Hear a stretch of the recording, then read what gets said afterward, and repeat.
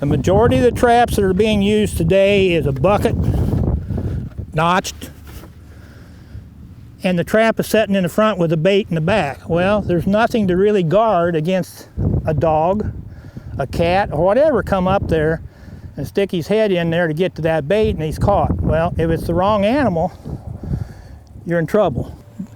What I'm going to try to show everybody here is kind of a setup that my father, Joe Kelly, had developed. It's a very simple thing. It takes a little pre-seasoning work with this setup. But what it consists of is a couple pieces of 2x4s, some bolts that bolt it together, a couple little spacers in between them. This is a 35 millimeter film canister, a little piece of 1/4 inch, it could be any kind of wiring here, I guess, to make a little cage to hold some bait in. Down here we have what is called a Barker's Coney mount, conibear mount, that is screwed into the outside of this 2x4. And the idea of this is that trap is setting in this position, and in order to, this is lured and baited. All it is just a plastic pail, 5-gallon pail. Got holes drilled in it so that the bait and the lure that's up in these little compartments right here will come out through the bucket. The ridges on the bucket itself, he's actually hit the edges with a grinder so that it goes down between the 2x4s easier.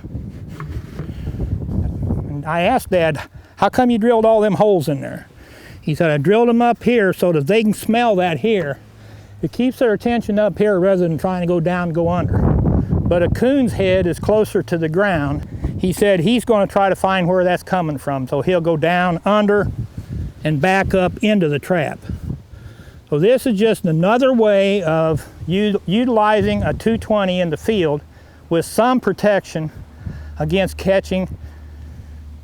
We always say a non-target. A dog is an unwanted catch, period. You don't want to catch a dog. I don't care if it's in a foothold or in this. You don't want to catch them. You're going to catch possums in this, but the majority of them are going to be coons.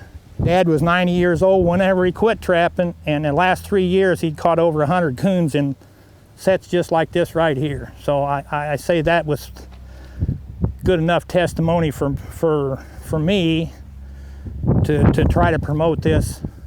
And I'm not looking to make 1 red cent out of it. I want somebody to take this, and if they make their own, pass it on to the next guy.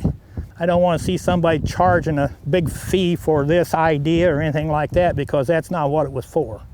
It was so that we could maintain trapping in this state with 220 and 160 size body grips.